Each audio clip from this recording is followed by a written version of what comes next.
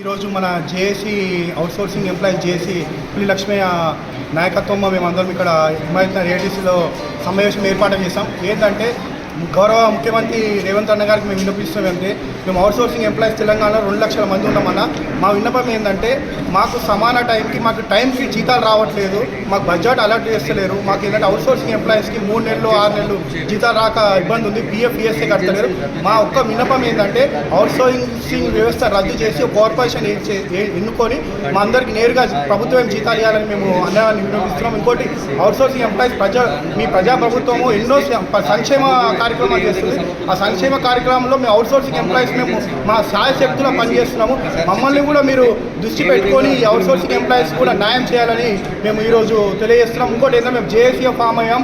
మేము తెలంగాణ పోరాటంలో ఎలా చేశామో ఇప్పుడు ఈ రోజు కూడా మేము కదం తొక్కి మేము అదే ఉద్యమం ముందుకేస్తున్నాం. దయచేసి ప్రభుత్వం ఆలోచించి అవుట్సోర్సింగ్ ఎంప్లాయీస్కి గురించి ఆలోచించి మాకు న్యాయం చేయవలసిందిగా మేము కోరుతున్నాం.